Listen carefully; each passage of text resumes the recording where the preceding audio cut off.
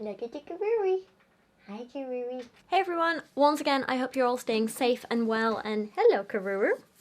And if you need cheering up, here's a pickle. Hi. You hear me talking? So recently, one of my lovely Instagram followers sent me a pro-life Instagram account to take a look at.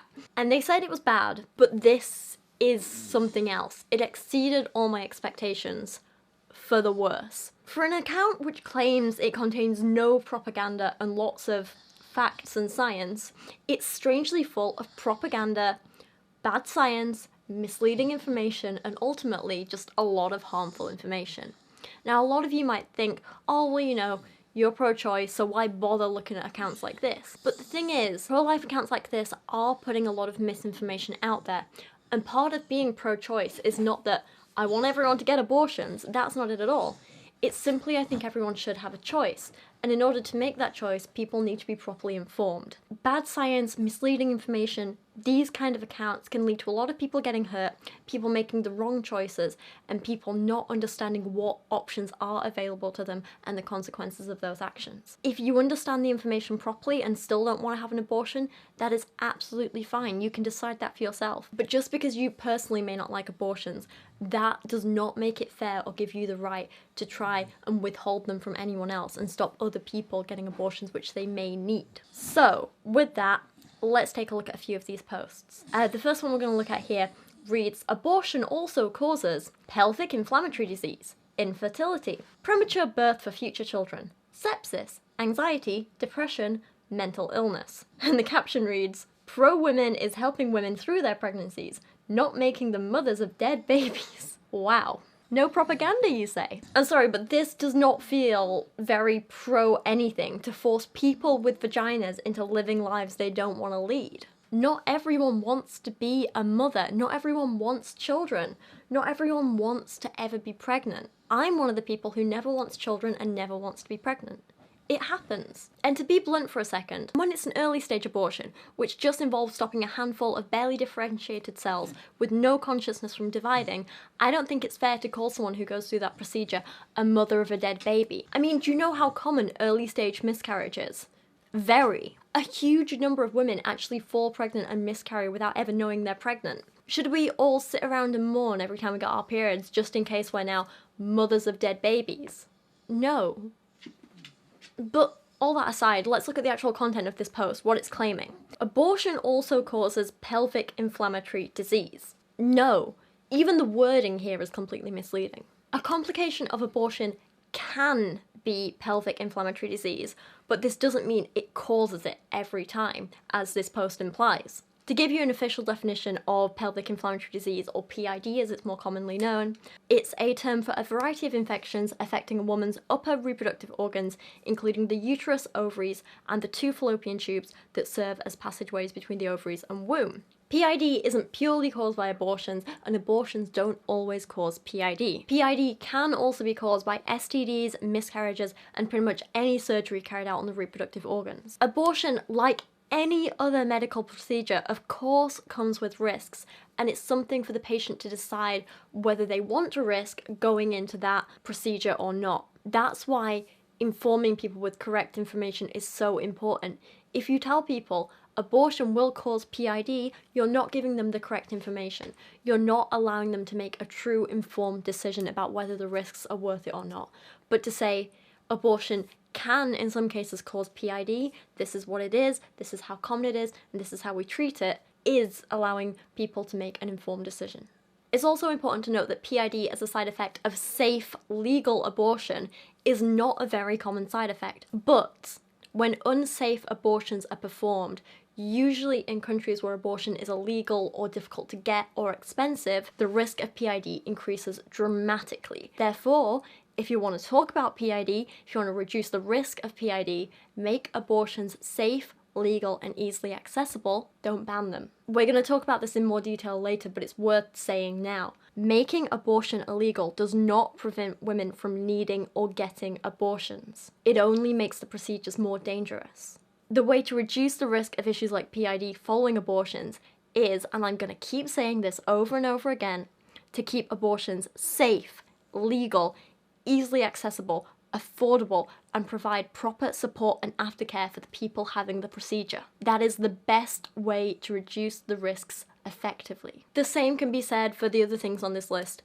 Infertility, sepsis, which again are mostly risks if the person develops PID, so weird way to bullet point these. They definitely aren't as common as this post is making out, and again, like any other medical procedure, the person getting the treatment needs to weigh up if the risks are worth it to them or not. For a lot of people, myself included, the risk of infertility is nothing to me, but the risk of having to have a baby and continue a pregnancy is huge. Therefore, if it was a choice for me between risking raising a child and risking infertility, I would pick infertility every time. But again, that's not to say all women will feel the same. For some, even a minor risk of infertility in the future could be enough to put them off abortion.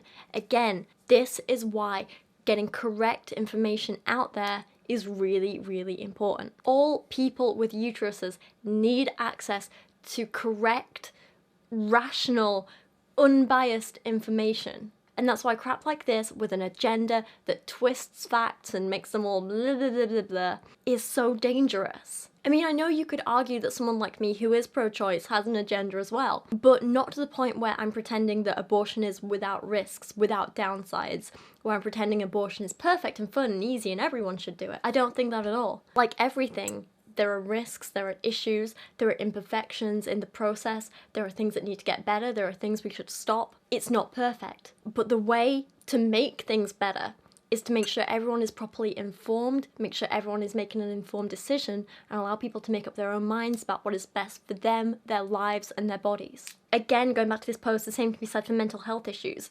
Having an abortion, like this post seems to imply, doesn't suddenly implant depression and anxiety in your head.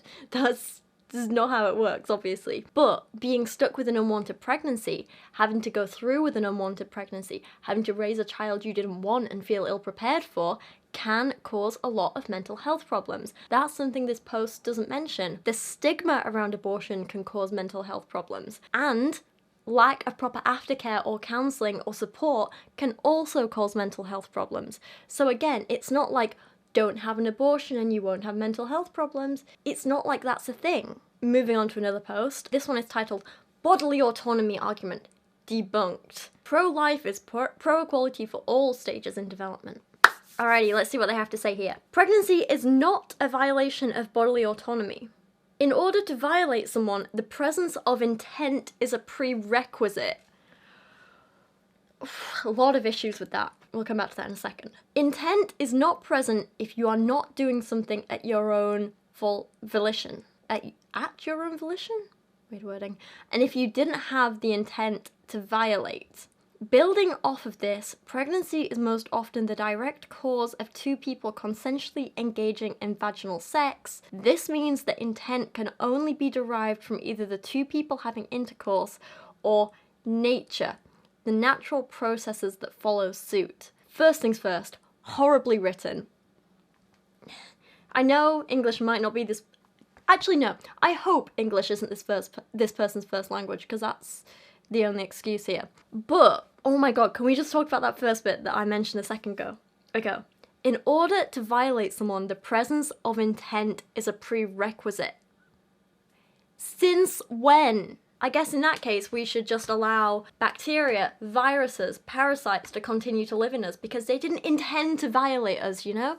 They're just living their lives. They don't even have a consciousness. So, you know, they can't have any intent to violate us. Damn our immune systems for trying to fight them off. Damn those people who take medications. Damn them all, those murderers. Yeah. And you know, let's talk about rapists for a second. I think there's a lot of rapists that need to be released from prison because they didn't have the intent to violate their victims. They just thought they were having sex. They were just enjoying themselves. They didn't go out their way to intend to violate someone. And after all, intent is all that matters. Do you see how ridiculous this is? I know I'm being kind of like sarcastic and snarky, but in all seriousness, can we just stop with the whole sex is consent to pregnancy argument? Because it is not. It never has been, it never will be. Like, not Not even a little bit. Not even a little bit. And I mean, especially if the person having sex is using contraception specifically to prevent pregnancy. Because the thing is, accidents happen. Contraception fails. Condoms split. Pills can not work or accidentally be thrown up or whatever. And if accidents happen, a person should be allowed an opportunity to fix that mistake. Saying I want a penis in me is not the same as saying I want a baby in me. Please don't take that clip out of context of me saying I want a penis in me. I've said it. Please don't.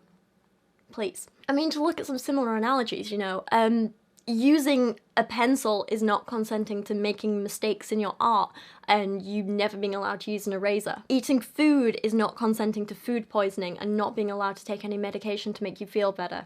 Drinking alcohol is not consenting to liver failure and being denied treatment afterwards. And we'll come back to this post in a minute because there's a several-parter, but there are more posts later on about this topic, so I'm just going to read some to you. Consent to sex is consent to the possibility of pregnancy. This should be common sense, and it's embarrassing that we even have to address this nonsense.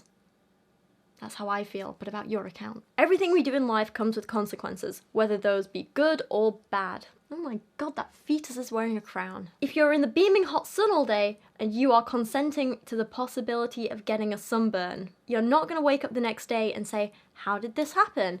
I didn't consent to this.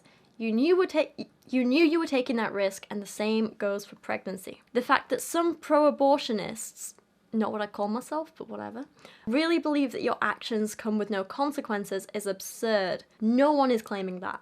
No one. There is no pregnancy bug going around. You had sex. Sex can result in pregnancy. Shocker. Wow. So for one, what about rape victims? 2, let's talk about this in the real world. Sex is not consent to pregnancy. In the real world, sometimes we can take all the precautions we can, all the precautions we want, and accidents still happen.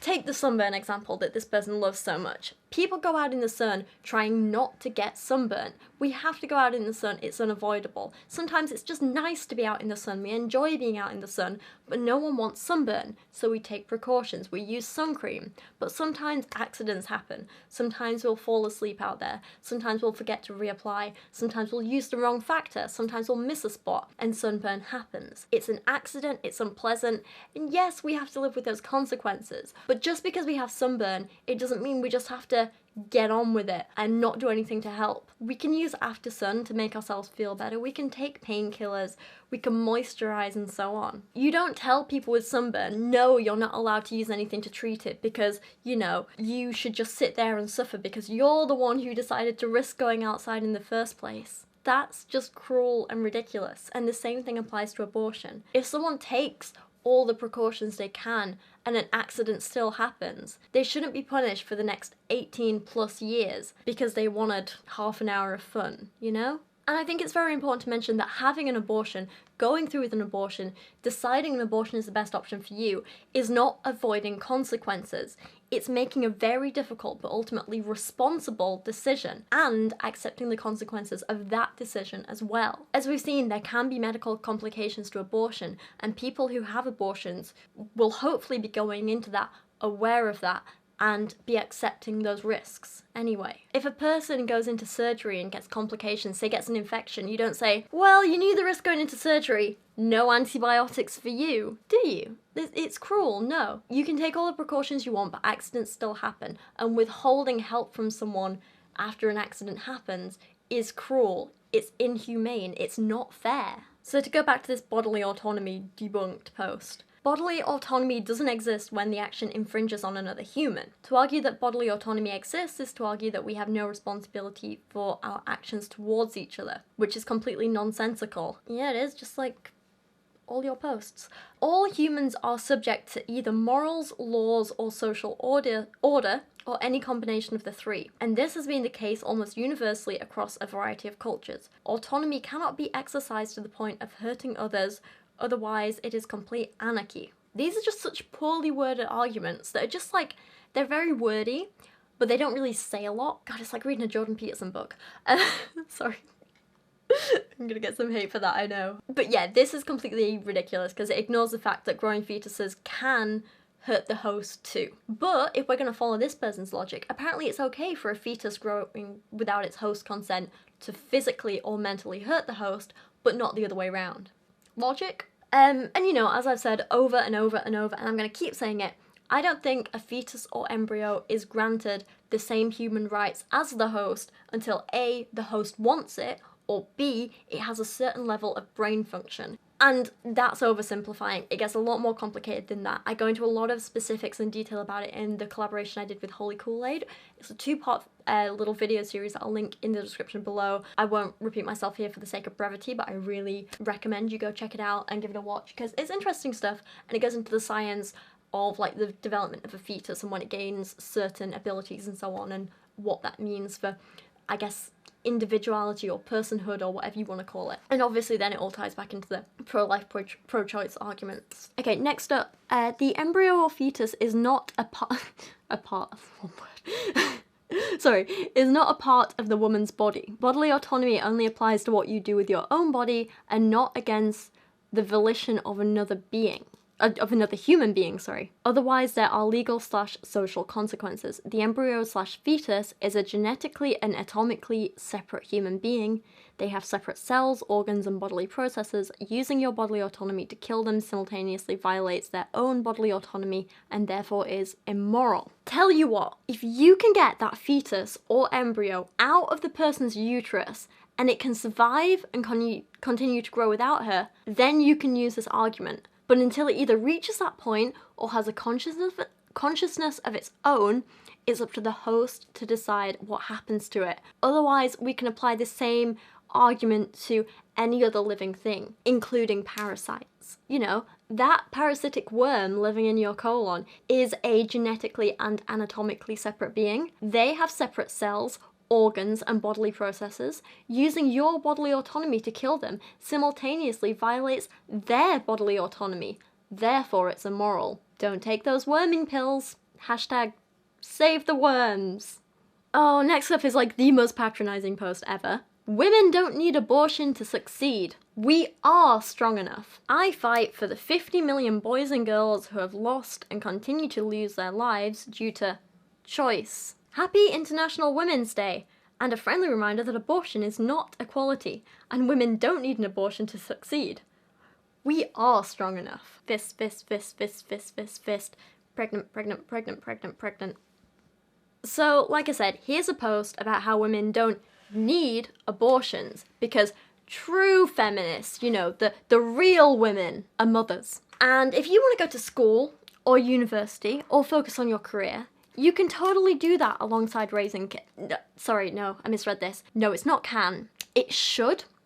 Just because someone can do something, that doesn't mean they should be forced into doing it. I could probably grow my own fruit and vegetables if I had to. That doesn't mean I want to, and that doesn't mean I should have to. I'm gonna keep saying this point over and over.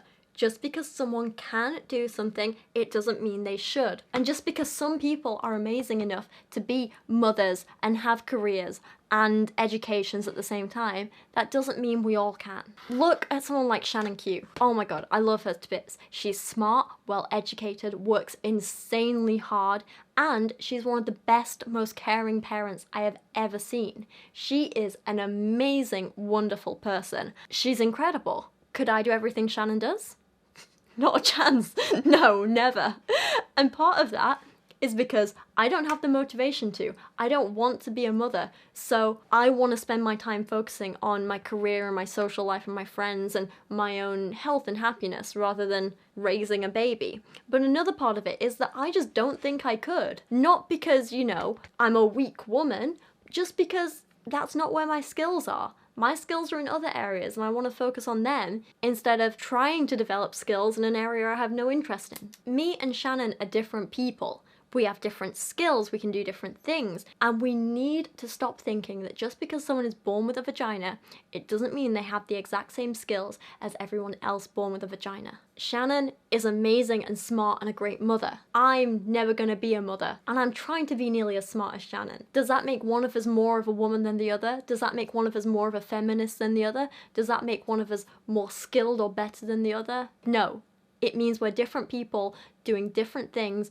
in different awesome ways. That's it. Allowing women to have abortions is not saying, ooh, you're weak because you don't want to do all the things. It's saying, I understand that you as a person need to choose your own life and your own path, and here's something that's going to help you do that. Simple as that. This next post brings up some excellent questions which I have asked many times. How foster care and adoption work, it's titled. And the pro-life response to, if abortion is outlawed, what about the thousands of newborns in foster care? And if you're pro-life, how many kids have you adopted? So it starts by explaining how foster care and adoptions work, blah, blah, blah. The post goes on, and basically they say just because they haven't adopted any kids and aren't actively, like, you know, helping the situation, it doesn't mean they can't still be against abortion. They use this analogy. My inability to adopt all the puppies at my local shelter does not mean it is acceptable to abuse them. I mean, that is very true, but if we're going to take this analogy further, my inability to look after more than one adopted dog does mean that as a responsible pet owner, I made sure my dog was spayed to ensure no more puppies would be born into a household that couldn't adequately look after them. I did the responsible thing. I said, I can't look after any more puppies, I won't put any more puppies into dog shelters, so I'll get my dog spayed. Technically, Kyra was already spayed when I adopted her, but if she wasn't, I would have done it anyway. Not the point. To extend this back to the whole pregnancy, children, pro-life, pro-choice thing, as a woman who doesn't want children, I have that same responsibility. I know I cannot adequately raise any child, so I ensure I don't give birth to any children. I can't go down the route that Kyra's gone down and just have my uterus taken out, because do you know how difficult that is? Like, as a woman in your 20s, getting anyone to even consider, they won't. It's not taken seriously. Anyway, so as a woman in her 20s, realistically, my choices are reduced to use contraception, and that's it. And if that contraception fails, if a condom breaks, if the pill doesn't work, if whatever, if I get raped, what happens then? In those circumstances, to prevent a child being born into a family that doesn't want it and isn't equipped to look after it, or being put into care, my only option is to abort the fetus before it becomes a sentient individual. It's a last resort choice, but it's the responsible decision. I hope that all made sense. Sorry, I'm just kind of ranting here. Next up, we have some weird twisting of data. And now, you know how in a lot of my videos I always talk about how correlation doesn't equal causation, but this is taking it to a whole new level. This is like taking correlating facts and then saying, I'm gonna go backwards with these, and then just twist them around a little bit, and therefore racism. I'm not even joking. Listen to this. Abortion promotes ableism, racism, and discrimination. Abortion is anti-equality and not feminist. So yeah, let's look at this racism one as an example and talk about this in a little bit of detail. So, abortion promotes racism. That's what they're going for here. And the evidence they give is, in the United States, the abortion rate for black women is almost 5 times that for white women. And 79% of Planned Parenthood surgical abortion facilities are located in walking distance of African American or Hispanic/Latino neighborhoods. Also, they like to go on about how Margaret Sanger, you know who I mean, was a racist, and therefore all people who have abortions or use contraception by that logic are racist. So obviously that last point is ridiculous. I don't even need to tell you why that's stupid.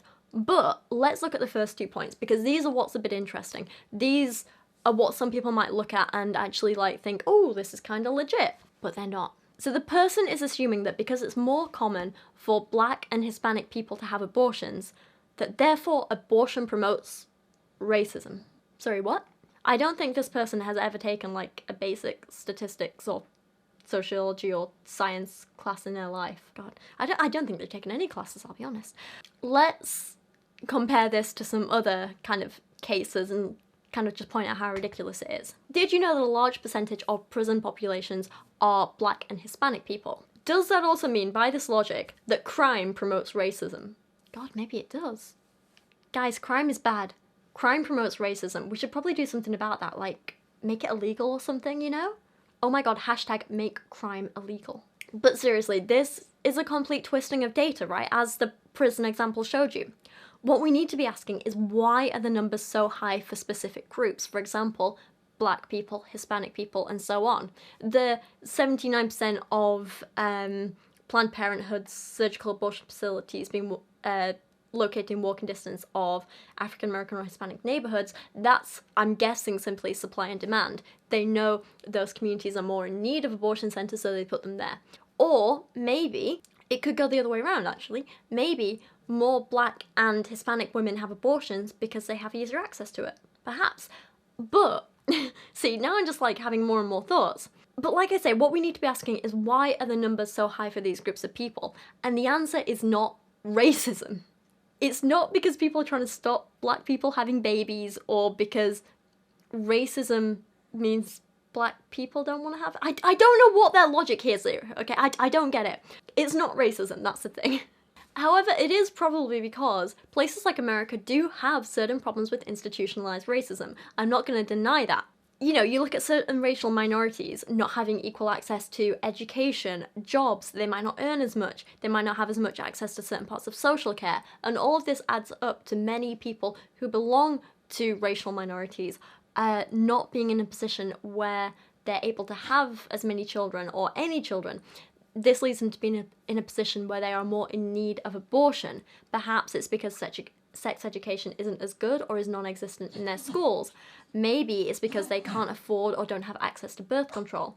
Perhaps it's because without the better jobs, with less pay, they can't afford to have any or as many children. There's a huge number of factors. It's very complicated. I'm not going to pretend I know everything about it. I don't, not by any means. But if anything, we could potentially argue that racism leads to an increase in abortions, but not that abortions promote racism. I mean, even that racism leads to abortions thing is a massive oversimplification that don't quote me on. Basically, what I'm trying to say, with a lot of rambling, with a lot of blah blah blah blah blah, is basically the suggestion that abortion promotes racism is a big pile of poop. Next up, there are a series of posts about how there are 7 signs of life and therefore a fetus is alive and you shouldn't abort it. Once again, this is a ridiculous oversimplification of everything, and just general bad science, to be honest. Just because cells are living, that doesn't mean they have to be kept alive, especially at the expense of other lives or the well-being of other beings, which are sentient and conscious and so on. Anyone who uses the cells are living argument against abortion must also be against amputating limbs, cancer treatments, eating meat, taking antibiotics, using weed killer, mowing the lawn. Not to mention also being against euthanasia and assisted suicide. And suicide. Not to sound like a massive bitch, but simply being alive isn't special. Being alive doesn't make you part of a special protected class. I know it sounds horrible. Lots of things are alive. Lots of things fill these 7 signs of life. Doesn't make you special. What we really need to be considering is more advanced and important factors like level of sentience, consciousness, emotional ties with other sentient beings, and so on. Like I say, it gets more complicated. Please go watch the video I made with Holy Koolaid for more details on this. Sorry, Kyra's grumbling in the background. She's really ready for her walk, so I'm gonna wrap this up quickly and go take her out. I'm coming, Baba. I'm coming. So this last post, very quickly, it starts off with what they say is an incorrect statement, which is banning abortion will cause more illegal abortions. It goes on to say, bans will reduce the numbers drastically. Banning kidnapping, rape, human trafficking, abortion, etc. doesn't end the violent act, but it reduces the numbers. If someone does an illegal action, performing illegal abortions, they end up dying from breaking the law, that is not the law or ban's fault, just like if someone were to drink and drive, then crash. We'll get to that bit in a minute.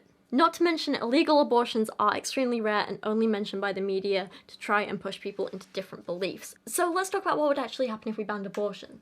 Yes, the number of abortions happening might decrease, but the number of women needing abortions wouldn't. It wouldn't take away the need. It wouldn't reduce that problem. Instead, the results will be that people who know they cannot currently do a good job of raising children, who don't want children, would be forced to raise children that they don't want. An increasing number of children will go into care. An increasing number of people would attempt at-home abortions or go to illegal abortion clinics, which would result in increased deaths, injuries, infections, and even a hell of a lot of complications in the pregnancies for the abortions that don't succeed, the failed abortions. This would put needless and avoidable strain on health services, so much unnecessary strain. Also, I don't think it's fair in this post for abortion to be compared to crimes like kidnapping, rape, or human trafficking. A better comparison would be to compare it to something like prohibition and drinking laws. People are going to drink alcohol regardless of whether there's a law banning it or not. People are going to have abortions regardless of whether or not there's a law banning it or not. So, the best thing to do, in the case of prohibition for example, would be to make drinking alcohol legal, make the sale of alcohol legal, and ensure there are laws and regulations in place to keep people as safe as possible. Create laws and regulations about who can be served alcohol, who can sell alcohol, how much alcohol can be served. Put laws and regulations in place to regulate the quality of alcohol being made and sold. That's how you save lives. That's how you prevent unnecessary illnesses and so on. Making alcohol legal does reduce the number of deaths from alcohol poisoning because people aren't smuggling it in dodgy ways. People aren't making it at home in their bathtubs. So it makes drinking, which is ultimately a dangerous act, safer. Not safe, but safer. It's the same with abortion. If you make it legal, there'll still be a need for it, and people will find a way to get it. Illegal abortions are so unsafe, and even though abortion might not be ideal, having access to safe abortion is better and safer and benefits more people overall than having no access to safe, legal abortion. And as someone who supposedly cares about life and people, the statement here, if someone does an illegal act like performing illegal abortions and they end up dying from breaking the law, that is not the law or ban's fault. How heartless can you get? Just because someone breaks a law, it doesn't mean they deserve to die. Plus, their last point about illegal abortions being extremely rare and only mentioned by the media to try and push people into different beliefs, that's a bunch of crap. And let's have a look here at some facts straight from the World Health Organization, one of their reports, right? Between 2010 and 2014, on average, 56 million induced, safe and unsafe, abortions occurred worldwide. Around 25 million unsafe abortions were estimated to have taken place worldwide each year, almost all in developing countries. That means something like, I don't know off the top of my head, what is that, like 45% of abortions were unsafe? 3 out of 4 abortions that occurred in Africa and Latin America were unsafe. The risk of dying from an unsafe abortion was the highest in Africa. Each year, between 4.7 and 13.2% of maternal deaths can be attributed to unsafe abortion. That's a huge amount of deaths that are unnecessary and preventable. In 2006, it was estimated that $553 million was spent treating serious consequences of unsafe abortion, but an additional $375 million would be required to fully meet the unmet need for treatment of complications from unsafe abortion. Unsafe abortions cost far more than safe legal abortions do. While safe legal abortions do have some risks associated with them, the risks of unsafe abortions are far higher and worse and more severe. As the World Health Organization again points out, unsafe abortions can lead to complications such as incomplete abortion, which is failure to remove or expel all the pregnancy tissue from the uterus, hemorrhaging, infection, uterine perforation, damage to the genital tract and internal organs by inserting dangerous objects such as sticks, knitting needles, or broken glass into the vagina or anus. And that's to name a few. And finally, again from the World Health Organization, which I think sums this up perfectly, almost every abortion, death, and disability could be prevented through sexuality education, use of effective contraception, provision of safe, legal induced abortion, and timely care for complications. And that is the takeaway I want you to take away from this video. Didn't think that bit through. And with this, I'm going to end this here. I would love to hear your thoughts down in the comments below. Whether you're pro-life or pro-choice, you should definitely be supporting proper education on these matters. You should definitely support the true science and not just messy propaganda like this. Be careful of pro-life accounts like this, even if you're pro-life yourself. Things like this are harmful and spread harmful, incorrect information, twisting of facts, and that's not okay. If you don't want to have an abortion, don't have an abortion, but don't try and prevent other people who need them, who want them, who feel like it's the best choice for them from having one.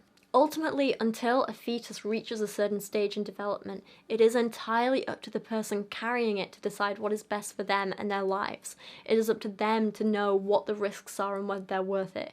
It is up to them to make an informed decision. My job isn't to tell you, abortion is great, go have abortions, because that's not how I feel, that's not how I think. But it is to try and give you as much correct, unbiased information as possible for you to make up your own mind about what is best for you as an individual. Yeah, I feel like I got quite serious there at the end. A lot of this was quite serious. Okay, I'm gonna go walk my schmoogie bear. Please let me know your thoughts down in the comments below. If you want to go check out this Instagram for yourself, you can do. Please don't send it hate or anything like that, but just go and have a look at some of the posts, because I didn't even cover half of them. They're bad. They're really bad, I'll be honest. As always, thank you for watching today. I appreciate you guys so much, and hopefully I will see you guys again very, very soon.